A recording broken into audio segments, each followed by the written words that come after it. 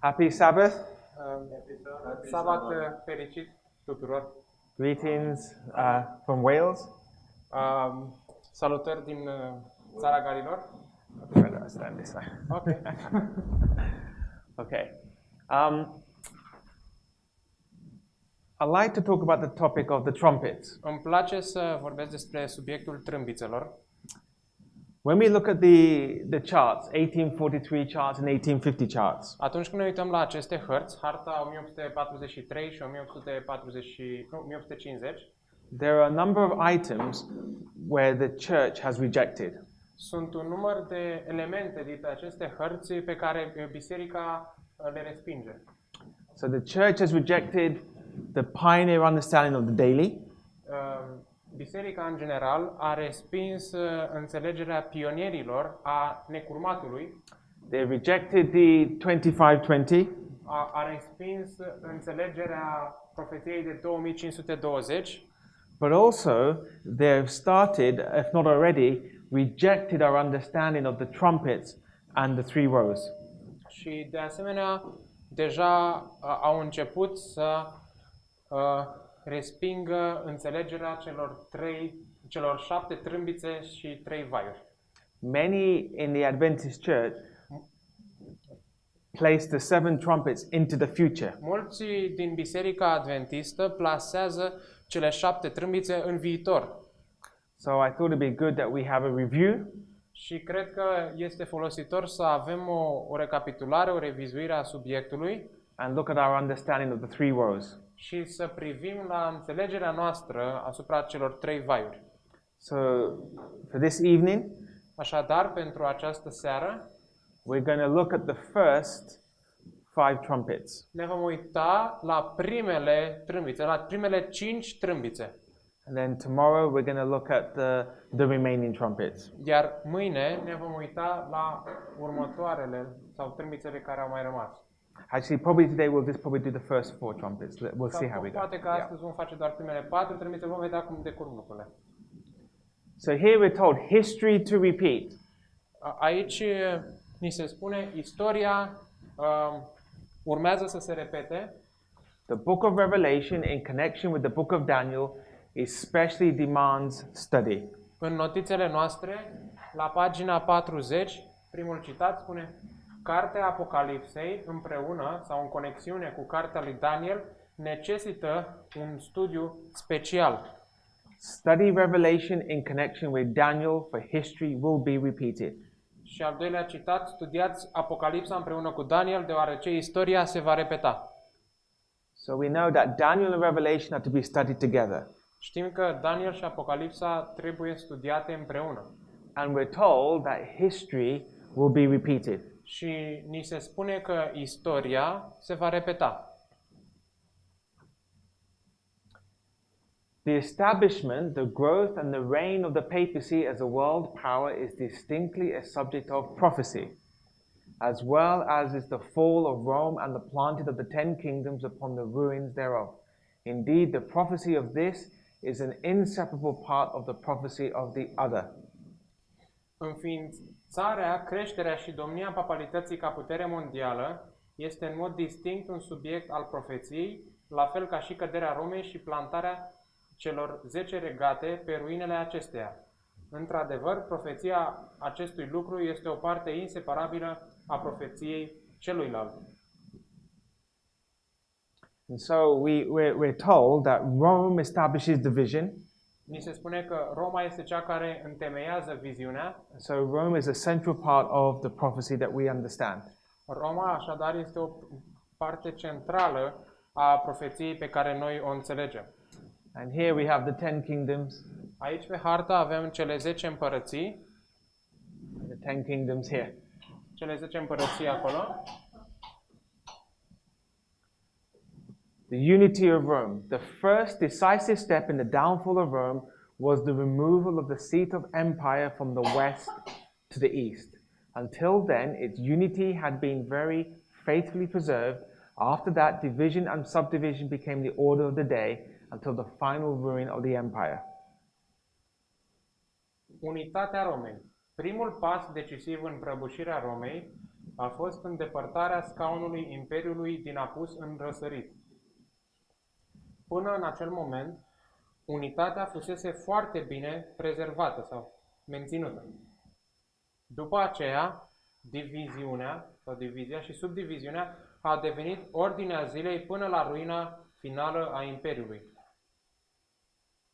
So what we have is we had Rome. The empire was strong when it was at Rome. Așadar, Imperiul Roman era puternic atunci când se centra asupra Romei, asupra cetății Romei. But the Emperor Constantine, he moves the power of Rome to Constantinople in the east. Dar împăratul Constantin mută puterea Romei la Constantinopol în răsărit. Da? And that was in 330 AD. Și lucrul acesta s-a întâmplat în anul 330 era noastră. And that itself is a fulfillment of prophecy. Și acest eveniment este o împlinire a profeției. Because we're told that the seat of power will be for a time. Și pentru că ni se spune că scaunul puterii acesteia va dura un timp sau o vreme. And when we take the battle with Antony and Cleopatra, și atunci când ne uităm la bătălia lui Antoniu și Cleopatra and Caesar won, și Cezar întâi, then Rome had supreme power. Atunci Roma avea puterea supremă. And that was from 31 BC. Și lucrul acesta a fost din anul 31 înainte de Hristos, all the way to 330 AD. Până în anul 330 era noastră. Is 360 years. Și până atunci sunt 360 de ani. Revelation 8:2. And I saw the seven angels which stood before God, and to them were given seven trumpets. Și Apocalipsa 8:2. Și am văzut 7 îngeri care stăteau în picioare înaintea lui Dumnezeu și le-au fost date 7 trâmbițe. So here we see seven angels with seven trumpets. Aici vedem 7 îngeri cu 7 trâmbițe. In the seals, we have had the history of the church during what is called the Christian era. In the seven trumpets now introduced, we have the principal political and warlike events that occur during the same period. În perioada peceților am avut istoria bisericii în timpul a ceea ce este denumit ca fiind era creștină. Însă, în cele 7 trâmbițe, avem introduse principalele evenimente politice și belicoase, adică cele care țin de război, ce se petrec în aceeași perioadă de timp ca și pecețile. Rome was split into three parts. Roma a fost împărțită în 3 părți, în 3 teritorii. The empire after Constantine was divided into three parts, and hence the frequent remark, a third part of men. Imperiul după Constantin a fost împărțit în 3 părți și de acolo vine expresia a treia parte din oameni. In allusion to the third part of the empire, which was under the scourge, under the first 4 trumpets, the 2 western divisions fell, and under the 5th and 6th, the eastern Roman Empire was crushed, but under the 7th trumpet, Great Babylon Empire will sink to rise no more at all. În aluzie cu a treia parte a Imperiului, care este biciuită. Sub primele 4 trâmbițe, cele 2 diviziuni de apus ale Imperiului cad, iar sub trâmbițele a 5-a și a 6-a, Imperiul de răsărit este zdrobit. Însă, sub a 7-a trâmbiță, Imperiul Marelui Babilon se va scufunda pentru a nu se mai ridica niciodată. So the first 4 trumpets destroys Western Emperor, the Western Empire. Primele 4 trâmbițe distrug împărăția de vest. Then the next 2 trumpets, 5 and 6, destroys the Eastern Rome. Iar apoi următoarele 2 trâmbițe, trâmbița a 5-a și a 6-a, distrug împărăția de est a Romei. And then the 7th trumpet will destroy modern Rome. Iar cea de-a 7-a trâmbiță va distruge Roma modernă. So, of this well-known historical fact, Eliot, as quoted by Albert Barnes in his notes on Revelation 12:4, says, twice at least before the Roman Empire became divided permanently into the two parts, the eastern and the western. There was a tripartite division of the empire.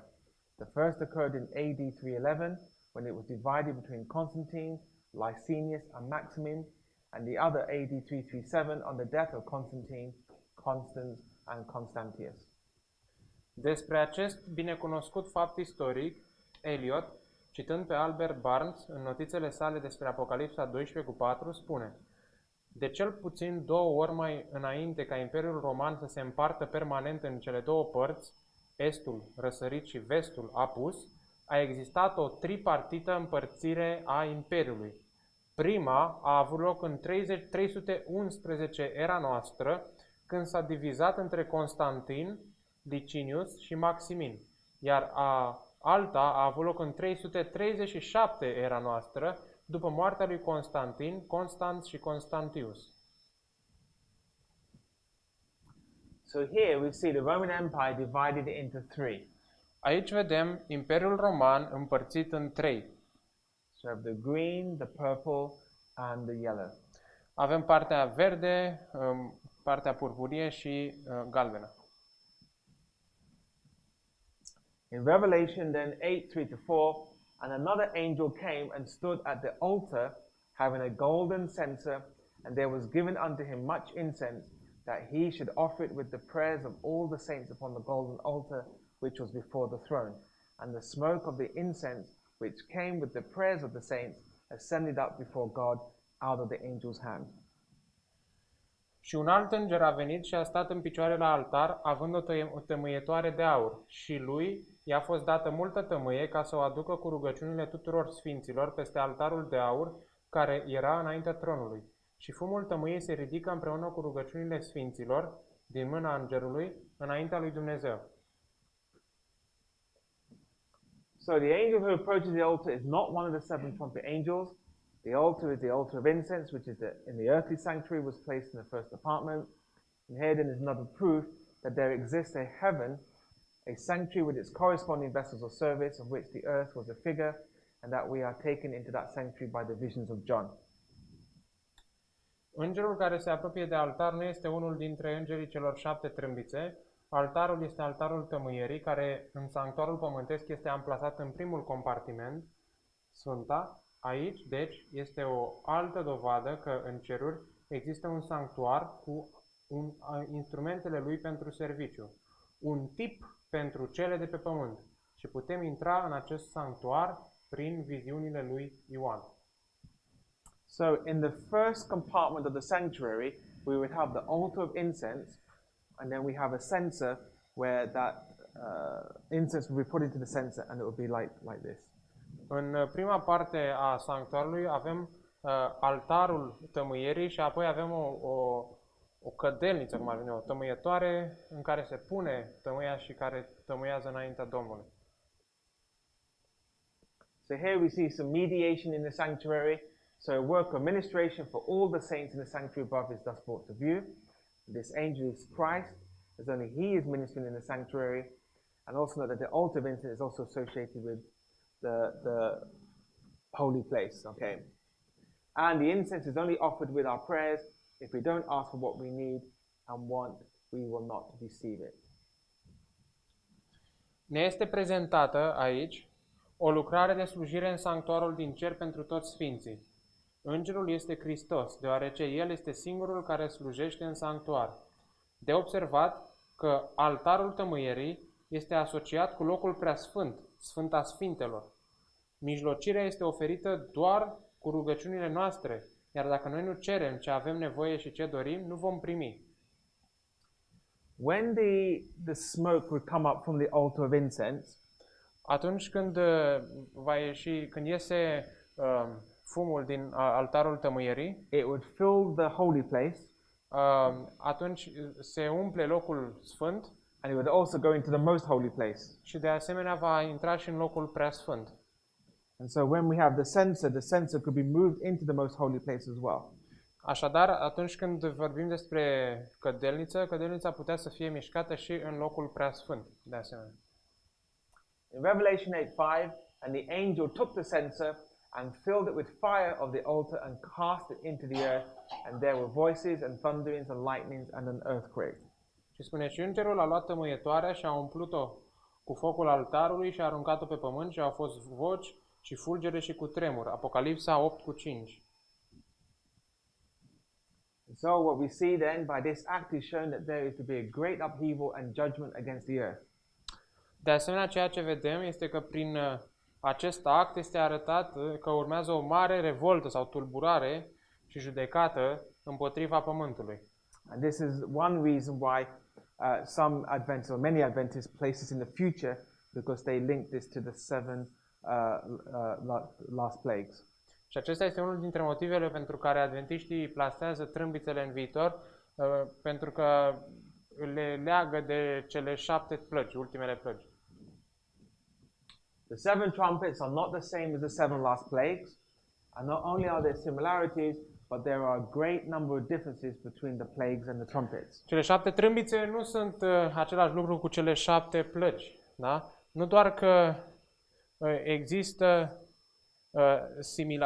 asemănări, de asemenea există și un număr și mai mare de diferențe între plăgi și trâmbițe. Deci plăgile sunt diferite de trâmbițe, da? So we have a list of the trumpets and we have a list of the plagues. Avem la pagina 42 o listă a trâmbițelor și o listă a plăgilor. And so what we see then, we see the similarities. Aici vedem asemănările la primul tabel, similarități sau asemănări între trâmbițe și plăgi. Which is why many say it's the same thing, it happens at the same time. Și de aceea mulți spun, este același lucru, se întâmplă în același timp. However, Ellen White gives us a waymark. Cu toate acestea, Ellen White ne dă o piatră de hotar.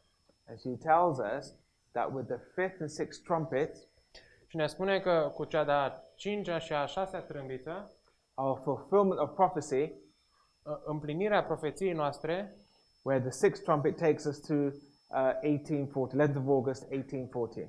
Trâmbița a 5-a și a 6-a sunt o împlinire a profeției, iar trâmbița a 6-a ne conduce la 11 august 1840. And we find that in the book Great Controversy. Și găsim lucrul acesta în cartea Tragedia veacurilor. And we'll come back to that. Și ne vom întoarce la acest subiect. But we also find that there are differences. Dar de asemenea găsim diferențe. So we've got here 7 differences.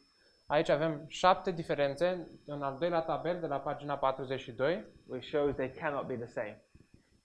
Care ne arată că nu pot fi nu pot fi același lucru.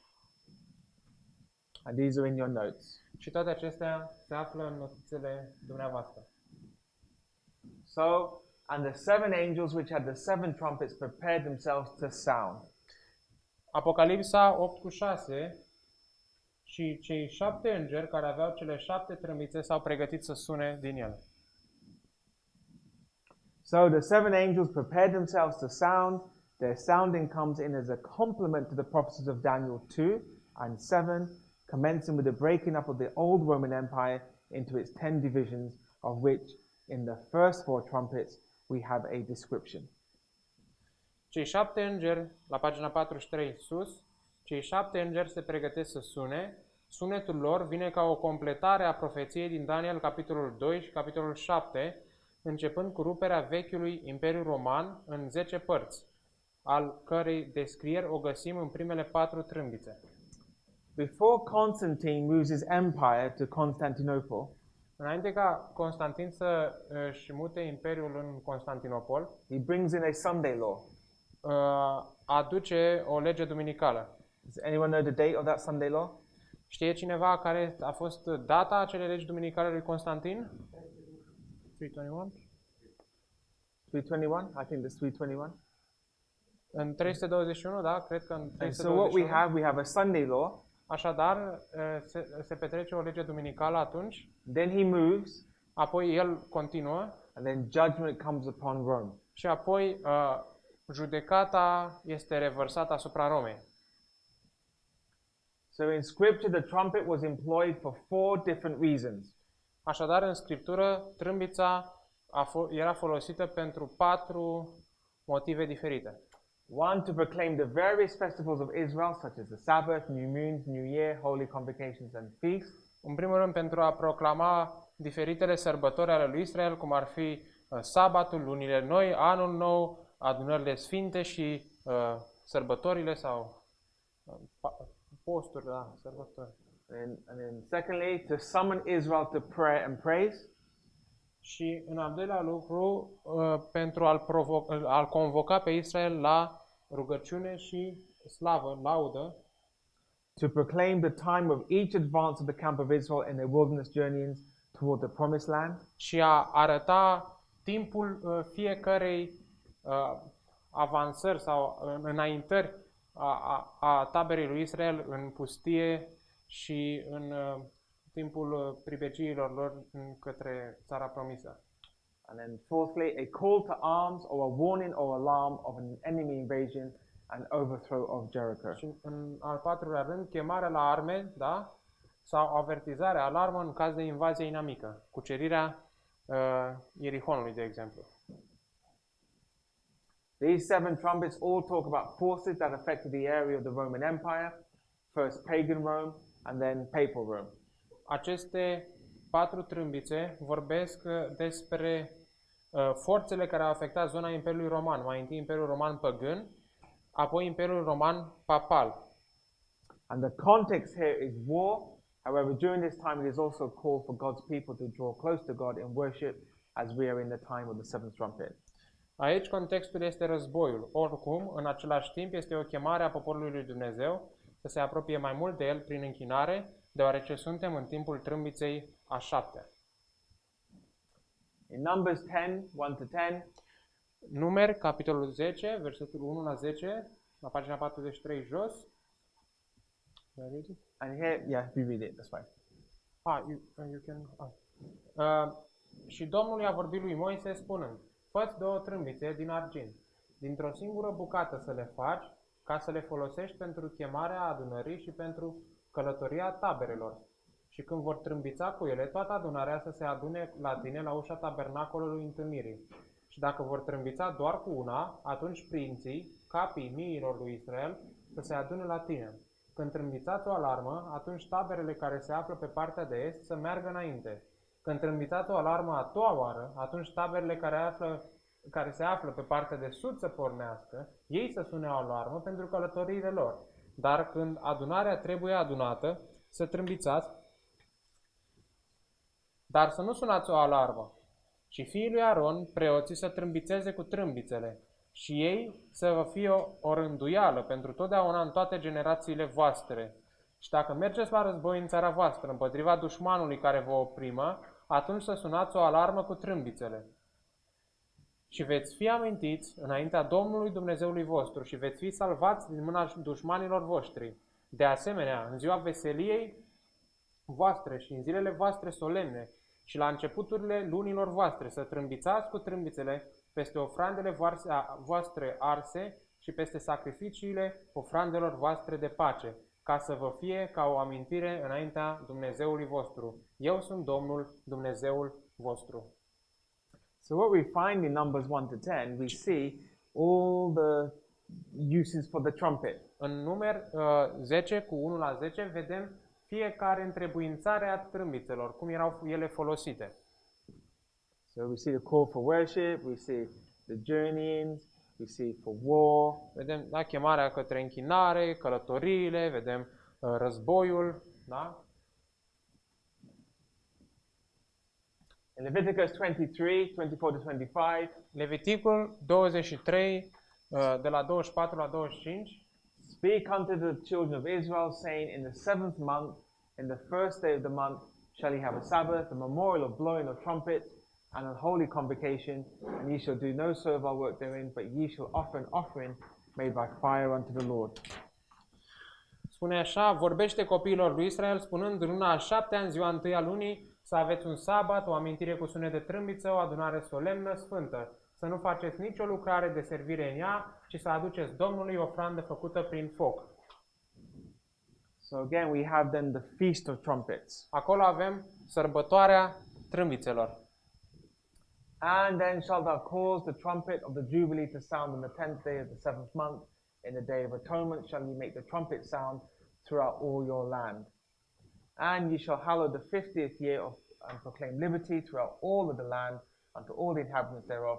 It shall be a jubilee unto you, and ye shall return every man unto his possession, and ye shall return every man unto his family. And a jubilee shall that 50th year be unto you. Ye shall not sow neither reap that which groweth of itself in it, nor gather the grapes in it of thy vine and dress. For it is the jubilee, it shall be holy unto you. Ye shall eat it, the increase thereof out of the field, and in the year of this jubilee ye shall return every man unto his possession. Atunci să faci să sună tare trâmbița jubileului în ziua a 10-a, a lunii a 7-a, în ziua ispășirii, să faci să sune trâmbița prin toată țara voastră și să sfințiți fiecare al 50-lea an și să vestiți libertate prin toată țara tuturor locuitorilor ei. Acesta să vă fie un jubileu și să întoarceți înapoi pe fiecare om la moștenirea lui și să întoarceți înapoi pe fiecare om la familia lui. Un jubileu să vă fie al 50-lea an.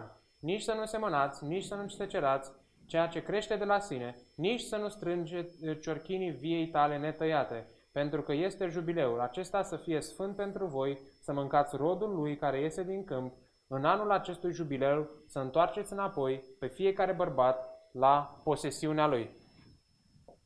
In the book of Zephaniah 14-18, we see a day of wrath and distress. În cartea lui Țefania, capitolul 1, de la 14 la 18, vedem o zi de mânie și necaz, sau a furiei și a necazului.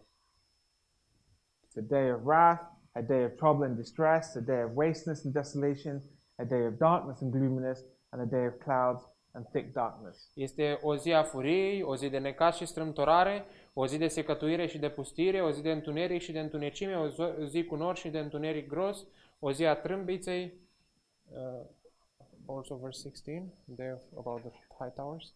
Yeah. O zi a trâmbiței și a alarmei împotriva cetăților întărite și împotriva turnurilor înalte. So here we see this destruction, Aici vedem această distrugere, which is kind of an example of what's going to happen in our time.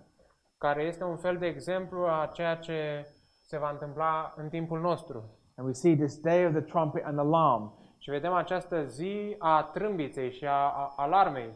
So we see this use of the trumpet with destruction. Și aici vedem această folosință a trâmbiței, da? A alarmei.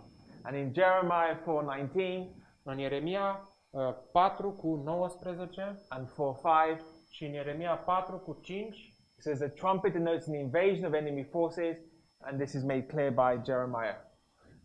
o trâmbiță ne arată, la pagina 45, unde scrie alarmă, aveți un sunet de trâmbiță, denotă o invazie a forțelor inamice. Acest lucru este foarte bine, foarte clar arătat în Ieremia 4 cu 5. So we see this trumpet then is connected with invasion, with war, and basically a cry. Deci vedem că trâmbița poate fi legată cu un strigăt care anunță o invazie, un război, da?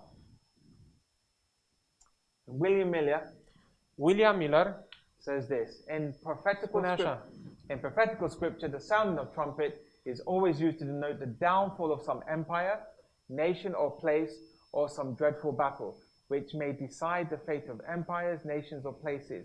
At the fall of Jericho, the trumpet was the instrument in the hands of the priests of the mighty God of Jacob, which cast down her walls, destroyed the city, and a curse pronounced against a man that should ever build up her walls again.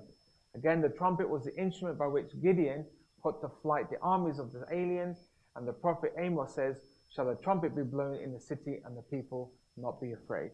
William Miller spune despre trâmbițe următoarele lucruri. În profeția biblică, sunetul trâmbițelor este întotdeauna folosit pentru a arăta prăbușirea unor imperii, națiuni sau locuri sau bătălii cumplite care pot decide soarta imperiilor, națiunilor sau unor locuri. La căderea Ierihonului, trâmbița a fost un instrument în mâinile preoților puternicului Dumnezeu al lui Iacob, care a dărâmat zidurile cetății, a distrus orașul și a pronunțat un blestem asupra omului care îi va mai construi zidurile vreodată. Din nou, trâmbița a fost instrumentul prin care Gedeon a mers să lupte împotriva armatelor inamice. Profetul Amos spune, se va suna din trâmbiță în cetate fără ca poporul să nu se teamă. The last three trumpets will claim our attention in this discourse. The first four having their accomplishment under the pagan Rome, to the last three under papal Rome. These three trumpets and three woes are a description of the judgments that God has sent and will send on this papal beast, the abomination of the whole earth. Therefore we see the propriety of the language of our text. Woe, woe, woe to the inhabitants of the earth, meaning the worshippers of this papal beast, the followers of this abomination. And the fifth trumpet alludes to the rise of the Turkish Empire under Ottoman and the downfall of the Saracens. Is this still William Miller? Yes, the William. Yes. Okay. În continuare, William Miller spune, în discursul său ne atrage atenția asupra ultimelor trei trâmbițe. Primele patru și-au găsit împlinirea sunt Roma păgână, iar ultimele trei sub Roma papală.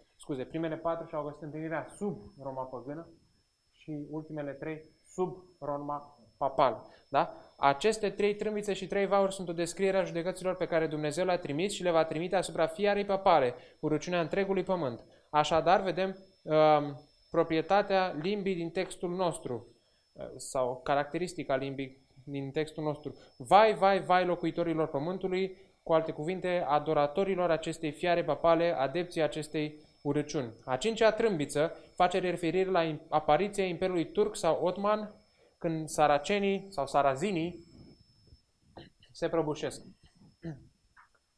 Ottoman, under his government, the four contending nations of Mohammedans, which had long contended for the power during the reign of the Saracen Empire, viz. The Saracens, Tartars, Arabs, and Turks. These all being by profession Mohammedans, were ready to follow any daring leader to conquer and drive out from Asia and even make excursion into Europe all who professed the Christian faith. They, having embraced the errors of that fallen star Muhammad, whose principles were promulgated by conquest and the sword, became one and perhaps the only barrier to the spread of the papal doctrine and power in the Eastern world. Here the Roman Church had long held a powerful sway over the minds and consciences of the Christian or Greek Church in the East by the aid of the Eastern Emperor at Constantinople.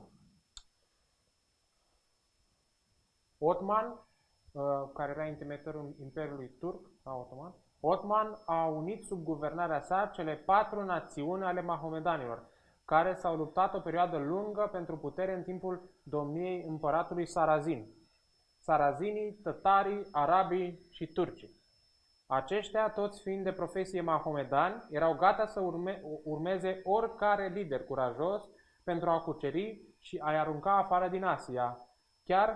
Chiar făceau incursiuni în Europa pe toți cei ce mărturiseau credința creștină.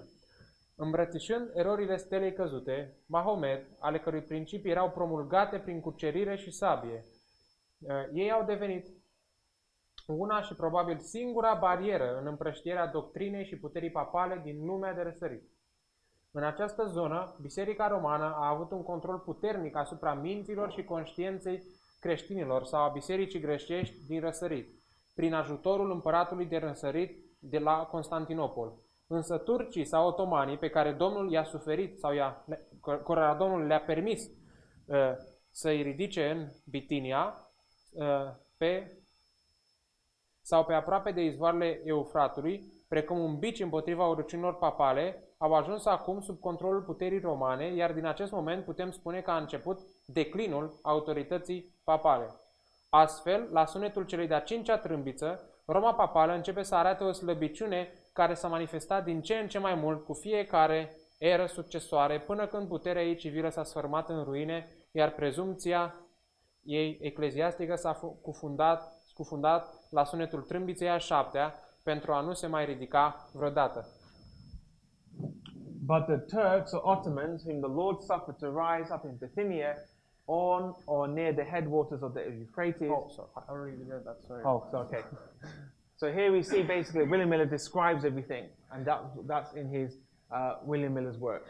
Aici vedem că William Miller descrie acest proces al trâmbițelor și a ridicării otomanilor, da? În lucrările lui, William Miller's works. Da? Revelation 8:7, then the first angel sounded, and there followed hail and fire mingled with blood, and they were cast upon the earth, and the third part of trees was burnt up, and all green grass was burnt up. Apocalipsa 8:7 și primul înger a trâmbițat și a urmat grindină și foc amestecat cu sânge și au fost aruncate peste pământ și a treia parte a copacilor a fost arsă și toată iarba verde a fost arsă. Okay, so let's see what these mean. Haideți să vedem ce înseamnă aceste lucruri. So Isaac Newton, he said this: such a fire was cast upon the earth, the Roman world, the territorial platform of prophecy. Sir Isaac Newton spune așa: un asemenea foc ar fost aruncat pe pământ, lumea romană, pe platforma teritorială a profeției. So let's look at hail then. Woe to the crowns of pride, to the drunkards of Ephraim, whose glorious beauty is a fading flower, which are on the head of that fat valleys of them that are overcome with wine. Behold, the Lord hath a mighty and strong one, which is a tempest of hail and a destroying storm, as a flood of mighty waters overflowing, shall cast down to the earth with his hand.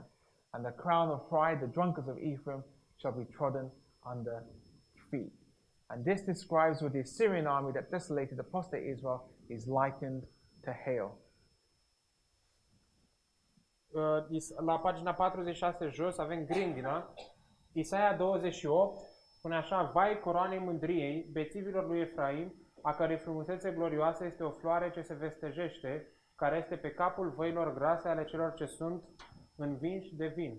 Iată, Domnul are pe unul puternic și tare, care, ca o vijelie de grindină și o furtună distrugătoare, ca un potop de ape puternice ce se revarsă, o va doborî la pământ cu mâna. Deci avem vijelie de grindină, da? Coroana mândriei bețivilor lui Efraim va fi călcată în picioare. Și vedem aici că armatele asiriene, despre care e vorba, care au pustit Israelul apostaziat, sunt reprezentate ca o vijelie de grindină, da? La acel moment Asiria era puterea din nordul Israelului. One important principle found in the Old Testament is that the punisher of God's people in the end gets punished too. For this reason, after apostate Israel gets pummeled by the hail of the Syrian army, the Assyrians too receive hail and fire.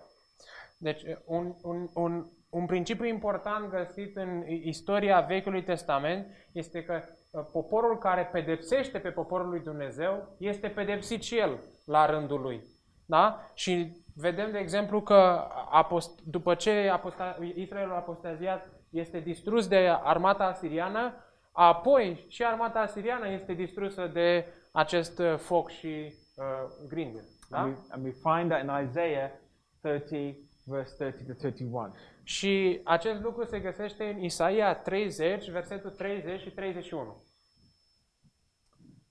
The prophet is describing the Assyrian invasion, likens it to a mighty hailstorm. And again, in describing the invasion of Gog and Magog, the prophet Ezekiel says, thou shalt ascend and come like a storm, thou shalt be like a cloud to cover the land, and thou and all thy bands and many people with thee. Profetul descrie invazia asiriană și o aseamănă cu o furtună de grindină puternică. Da? De asemenea, când descrie invazia lui Gog și Magog, profetul Ezechiel spune, do I read Ezechiel? No, that's fine. That is Ezekiel 38:9. Do you want me to read it or just mention it? Yeah, that's fine. That's fine. Just mention it. It's fine. Ok. Deci, profetul Ezechiel spune același lucru în Ezechiel 38:9. So, hailstorms that fell upon the Roman territory always came from the north. So this suggests that this invasion will be from the northerly regions. And the symbolism also suggests the destruction of the countryside, for the third part of trees was burnt up and all grass. And this indicates that forest pastures and crops would be destroyed by the invasion. And thirdly, it has hail and fire mingled with blood, denoting carnage or the slaughter both of beasts and trees, beasts and people, and trees and grass also represent people. Grindina care a căzut asupra teritoriului roman întotdeauna vine din nord. Da? Aceasta sugerează că invazia vine dinspre regiunile nordice. Da? De asemenea, simbolismul sugerează distrugerea zonelor din afara orașelor, deoarece a treia parte a copacilor a fost arsă și toată iarba verde. Aceasta indică faptul că pădurile, pășunile și culturile vor fi distruse de invazie. În al treilea rând, spune grindină și foc amestecat cu sânge. Denotă carnagiul și măcelul, atât al fiarei cât și al omului. Copacii și iarba reprezintă de asemenea oameni. So the prediction says a third, so 1/3 of the trees and all green grass. Okay. The third that is mentioned throughout the trumpets applies to a third part of the Roman Empire. Da, vedeți că de fiecare dată profeția spune o treime, da? Și o treime din copaci, din iarba verde și această treime care este menționată de-a lungul trâmbițelor se aplică la a treia parte din Imperiul Roman. So if you remember at the beginning we said that Rome was split into three. Dacă vă aduceți aminte la început, Roma a fost împărțită în trei părți. So I'll read this then. The Roman Empire after Constantine the Great was divided into three parts. Hence the frequent remark a third part of men. In an allusion to the third part of the empire which was under the scourge. This division of the Roman kingdom was made the death of Constantine among his three sons, Constantius, Constantine II, and Constans. Constantius possessed the east and fixed his residence at Constantinople and the metropolis of the empire. Constantine II held Britain, Gaul, and Spain, and Constans held Illyricum and Africa and Italy. După Constantin cel Mare, Imperiul Roman a fost divizat în trei părți. De aceea remarca frecventă a treia parte din oameni. Este o aluzie la a treia parte a Imperiului ce era biciuită. Divizarea Imperiului Roman a fost făcută la moartea lui Constantin între cei trei fii ai lui, Constantinus, Constantin al II-lea și Constanț. Constantinus avea estul și și-a fixat capitala la Constantinopol, metropola Imperiului. Constantin al II-lea avea Britania, Galia și Spania. Constanț avea Iliria, Africa și Italia. So we have then this hail is a time when the barbarians began to come from the north and attack the areas of the Roman Empire. So hail in this prophecy represents that they came to destroy from the cold lands of the north, just like hail destroys the gardens, so these warriors destroyed everything in their path. Această grindină reprezintă timpul în care barbarii au început să vină din regiunile din nord și să atace zonele din Imperiul Roman. Da? Grindina în profeție reprezintă faptul că au venit să distrugă din zonele reci ale nordului. Tot așa, cum grindina distruge grădinile, tot așa acești războinici au distrus totul în calea lor. Alexander Keith has just remarked on this subject of this prophecy. None could elucidate the text more clearly or expound them more fully than the task has been accomplished by Gibbon. The chapters of the skeptical philosopher that treat directly of the matter need but a text to be prefixed and a few unholy words to be blotted out to form a series of expository lectures on the 8th and 9th chapters of the revelation of Jesus Christ. Little or nothing is left for the professed interpreter to do but to point to the pages of Gibbon. Gibbon was a historian, okay, that wrote the rise and fall of the Roman Empire. Alexander Keith a făcut o remarcă foarte corectă asupra subiectului acestei profeții. Da? Și spune așa: nimeni n-ar fi putut să elucideze textele mai clar sau să le exprime mai deplin, să le expună mai deplin, pentru că acest lucru deja a fost făcut de către Gibbon. Deci Gibbon este un istoric ce a scris o carte numită Ridicarea și căderea Imperiului Roman. Da? Și spune că acest Gibbon a făcut această lucrare. Și spune că capitolele acestui filozof sceptic, care vorbesc direct despre acest subiect, nu au nevoie decât să fie un pic, să zicem, aranjate cu niște texte biblice și nu au nevoie decât să le fie extrase niște cuvinte nesfinte din ele și ele formează o serie de prezentări asupra celui de-al 8-lea și celui de-al 9-lea capitolele al Apocalipsei lui Iisus Hristos. Aproape nimic nu-i mai rămâne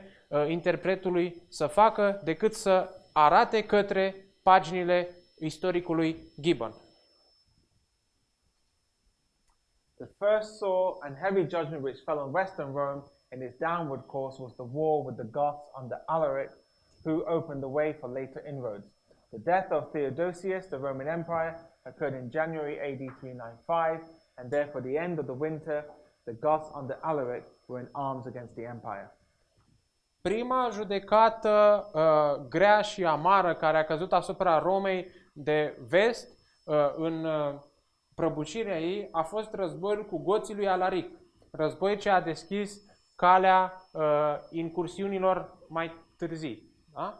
Moartea împăratului roman Teodorius se petrece în ianuarie 395 era noastră și înainte de sfârșitul iernii, goții lui Alaric au pornit la război împotriva Imperiului. Hail and fire mingled with blood were cast upon the earth, and the terrible effects of this Gothic invasion are represented as hail. From the northern origin of the invaders, fire from the destruction by flame of both city and country, and blood, and from the terrible slaughter of the citizens of the empire by the bold and intrepid warriors.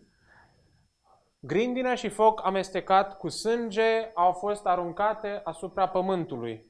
Efectele teribile a acestei invazii gotice sunt reprezentate ca fiind grindină datorită originilor nordice a invadatorilor.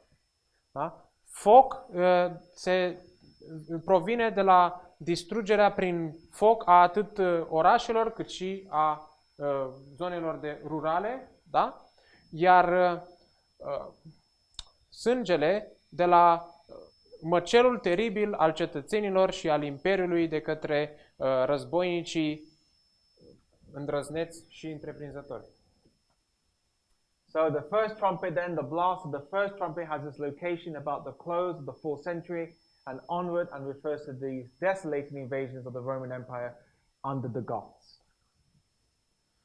Da? Explozia primei trâmbițe își are localizarea undeva spre sfârșitul secolului IV și în continuare se referă la invaziile dezolante ale goților în Imperiul Roman. And here we see a map then of the invasion of the Goths. Aici vedem o hartă a Imperiului, a invaziei goților.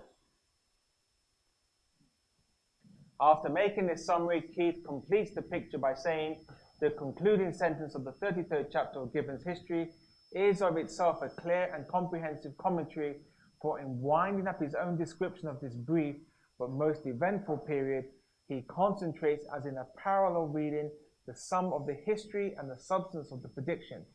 But the words which preceded are not without their meaning. The public devotion of the age was impatient to exalt the saints and martyrs of the Catholic Church on the altars of Diana and Hercules, and the union of the Roman Empire was dissolved, its genius was humbled in the dust, and armies of unknown barbarians, issued from the frozen regions of the north, had established a victorious reign over the fairest provinces of Europe and Africa. După acest rezumat, Keith completează imaginea spunând: sintagma finală a capitolului 33 a istoriei lui Gibbon este de la sine un comentariu clar și cuprinzător, deoarece în spirala propriei descrieri al acestui pe scurt, dar foarte cuprinzătoare perioade, el se concentrează printr-o citire în paralel pe suma istoriei și pe substanța prezicerii. Însă cuvintele care preced nu sunt fără înțeles. Închinarea publică a veacului a fost nerăbdătoare să înalțe sfinții și martirii ai bisericii catolice pe altarele Dianei și ale lui Hercules. Unirea Imperiului Roman era dizolvarea. Geniul său fusese umilit în praf, iar armatele necunoscuților barbari venite din regiunile înghețate din nord și-au așezat domnia victorioasă peste cea mai bună provincie a Europei și Africa.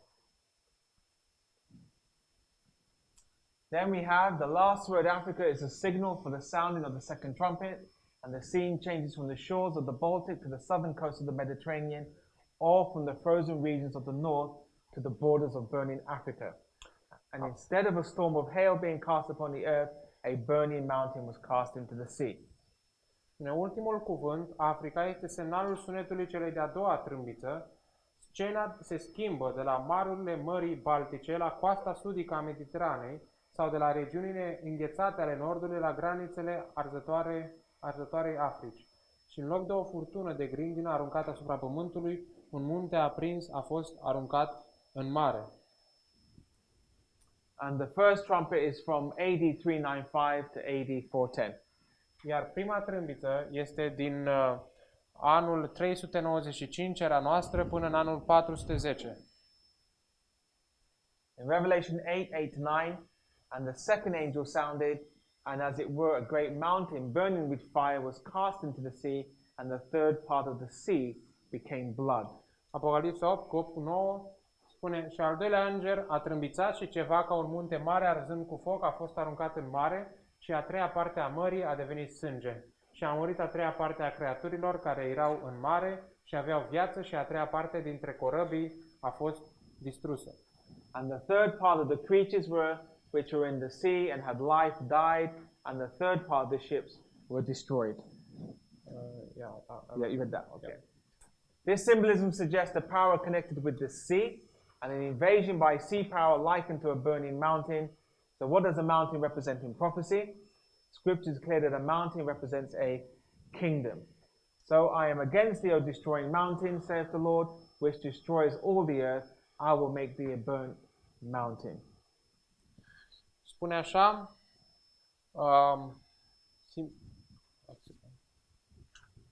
simbolismul,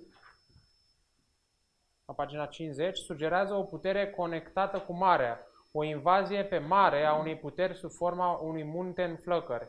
Ce reprezintă muntele în profeție? Scriptura este clară. Muntele reprezintă o împărăție.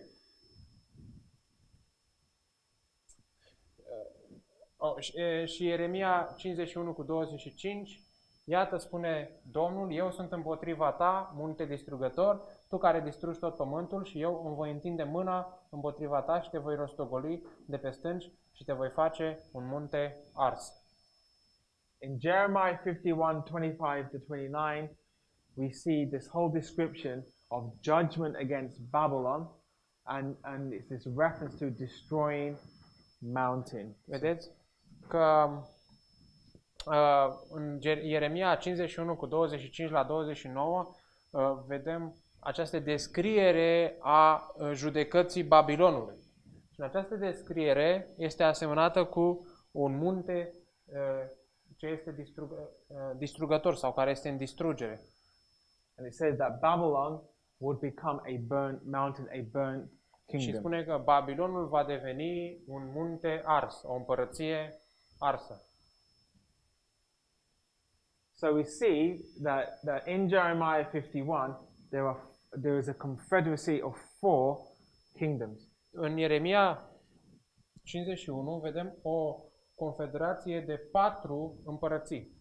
And so we see a confederacy of 4 representing worldwide. O confederație de 4 reprezintă ceva mondial, reprezintă o confederație mondială, practic. It took a union of 4 to bring down Babylon. A fost nevoie de o unire a 4 puteri pentru a aduce căderea Babilonului. It took 4 trumpets to bring down Western Rome. A fost nevoie de 4 trâmbițe pentru a face să cadă Roma de vest. 4 angels to bring down Eastern Rome. 4 îngeri pentru a distruge Roma de est. 4 angel powers to bring down Muslim world in 1840. 4 îngeri sau 4 puteri pentru a distruge lumea musulmană în anul 1840. And we have a confederacy of United Nations to hold back radical Islam, which was in 2001. Și avem o confederație a Națiunilor Unite pentru a ține în frâu islamul radical. Și asta s-a întâmplat în anul 2001. And we link that to Revelation 7:13 with the sealing. Și facem legătura cu Apocalipsa 7 cu 1 la 3 cu sigilare. So we find that this second trumpet is connected with Genseric. The sound of the second trumpet evidently relates to the invasion and conquest of Africa and afterward of Italy by Genseric, king of the Vandals.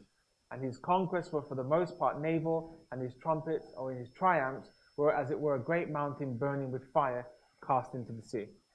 Sunetul celei de-a doua trâmbiță evident are legătură cu invazia și cucerirea Africii și apoi a Italiei de către Genseric, împăratul vandalilor. cuceririle sale au fost în majoritatea părții majoritar navale și triumfurile sale au fost asemenea unui mare munte care ardea, spune aici, da? Ca un munte arzând cu foc care a fost aruncat în mare. Da?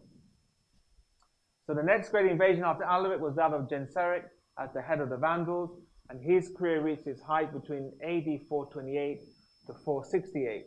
And this great Vandal chief had his headquarters in Africa, but as Gibbon states, the discovery and conquest of the black nations in Africa that might dwell beneath the torrid zone could not tempt the rational ambition of Genseric, but he cast his eyes towards the sea. He resolved to create a naval power, and his bold resolution was executed with steady and active perseverance. From the port of Carthage, he repeatedly made practical or piratical sallies and preyed on the Roman commerce and waged war with that empire. Următoarea mare invazie după Alaric a fost aceea lui Genseric, căpetenia vandalilor. Cariera sa a atins apogeul între anii 428 și 468 era noastră. Acest mare conducător vandal își avea cartierul general în Africa, însă, după cum Gibbon raportează, descoperirea și cucerirea națiunilor negre în Africa, ce puteau cu ușurință să locuiască în zonele aride, nu i-au putut ispiti ambiția rațională lui Genseric. Însă, și-a aruncat ochii peste mare. S-a hotărât să creeze o putere navală, iar hotărârea lui fermă a fost îndeplinită cu perseverență constantă și activă. Din portul Cartaginei a făcut incursiuni piratice, a jefuit comerțul roman și a declarat război Imperiului. So the Vandals were unique among the German nations by the fact that they maintained a fleet, and the loss of Africa was perhaps one of the greatest calamities which could ever overtake the Western Empire. And Africa was the granary of Rome, so the loss of Africa meant the loss of a main source of Rome's food supply. Da, deci câteva citate din istorie spune: vandalii erau unici între triburile germane prin faptul că ei aveau o flotă, da? Spune, una dintre cele mai mari calamități pe care ar fi putut lovi Imperiul de Apus a fost probabil pierderea Africii. Africa era grânarul Romei, astfel că pierderea Africii însemna pierderea principalei surse de hrană a Romei. Da? So again, this is taken from Decline and Fall of the Roman Empire. Genseric even sailed up the Tiber and sacked the city of Rome. Amongst the treasures that he took from that city were the golden candlestick and the golden table and other items that Titus had captured from the temple at Jerusalem. When the Vandal fleet was returning at Carthage, there arose a great storm, and one ship only submerged beneath the ocean. It was the ship carrying the golden candlestick and the sacred vessels which originally had come from the temple of God in Jerusalem. Spune așa: Genseric a navigat până pe Tibru și a devastat orașul Romei. Printre comorile pe care le-a luat din oraș erau sfeșnice și mese de aur, dar și alte lucruri pe care Titus le-a capturat din templul din Ierusalim. Când vandalii au fugit întorcându-se în Cartagina, s-a stârnit o furtună pe mare, iar una dintre nave s-a scufundat. Era exact nava care transporta sfeșnicele de aur și vasele sacre ce au fost luate din templul lui Dumnezeu din Ierusalim. So here we see the Vandals coming in, and we see them coming into Africa here. Vedem aici că vandalii vin și invadează Africa, da? Acolo. So if you remember in the first trumpet, we had a third of men. So this part of the empire was taken with Italy, and in the second trumpet, they now conquer the sea. Așadar, în prima trâmbiță avem a treia parte din oameni, care este această parte a Italiei, iar apoi a doua trâmbiță este partea the third of the sea. Yeah. Okay, no, partly they take the sea. Ei cuceresc marea, okay? So before he died, in the fullness of years and of glory, he beheld the final extinction of the empire of the West. Așadar, înainte să moară, da, în plinătatea anilor și a slavei, sau a gloriei, el a putut privi distrugerea finală a Imperiului din Vest. Sau exterminarea finală.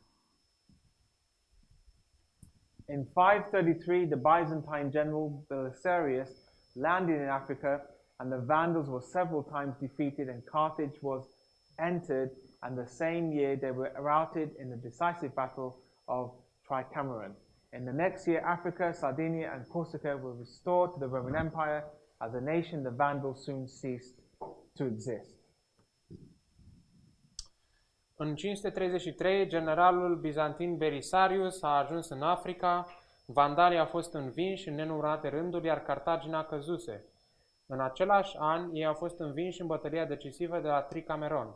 În anul următor, Africa, Sardinia și Corsica erau redate Imperiului Roman. Ca națiune, vandalii au încetat curând să mai existe. So when we look at Daniel chapter 7, Atunci când ne uităm la Daniel, capitolul 7, and then you have the beast that has 10 horns, și avem acea fiară cu 10 coarne, and then 3 become plucked up, și 3 dintre ele sunt smulse, and then one little horn comes up. și apoi un mic corn se ridică. So we find that the Vandals was one of the horns that was plucked up. Și găsim că vandalii sunt unul dintre coarnele care au fost smulse. So we see the 10 horns here. Vedem cele 10 coarne aici. 3 are plucked up, 3 dintre ele sunt smulse and one of them was the Vandals in 533. și unul dintre ele au fost vandalii în anul 533. So the Vandals was one of the tools used to punish Rome, but they also punished themselves. Vedeți că vandalii au fost unul dintre instrumentele folosite pentru a pedepsi Roma, dar de asemenea ei s-au pedepsit pe ei înșiși. There are few instances in history of a nation disappearing so rapidly and so completely as the Vandals of Africa. And it is reckoned that during the reign of Justinian, the emperor of Eastern Rome, Africa lost 5 million of inhabitants. Thus, Arianism was extinguished in that region, not by any enforcement of conformity, but by the extermination of the race which had introduced and professed it. La sfârșitul vandalilor este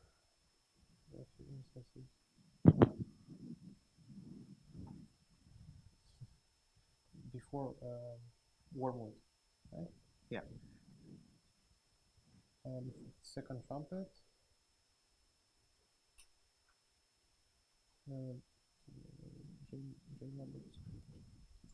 Okay, that's that one. I think that's This one here. oh, okay. I didn't recognize it.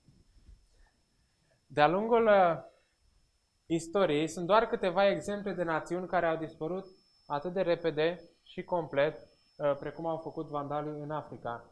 Este recunoscut faptul că în timpul domniei lui Justinian, ultimul împărat al Romei de Est, Africa a pierdut 5 milioane de locuitori. Astfel, arianismul a fost stins în acea regiune, nu prin impunerea conformității, dar prin exterminarea rasei care l-a introdus și mărturisit. So we see here then, the second horn is removed AD 533. Aici vedem că cel de-al doilea corn este îndepărtat în 533 era noastră. Do we need a 5-minute break? Or should we continue? How much more? 40 minutes. 40. Yeah. Should we take a break? Yeah. At least I need. Yeah. Let's take a 5-minute break so we can stretch. Haideți să facem and o we can pauză get some water. de 5 minute să ne întindem puțin, bem niște apă și ne întoarcem. Ok? Let's close with prayer with this session here. Haideți să ne rugăm să închidem cu rugăciune în această sesiune de ieri.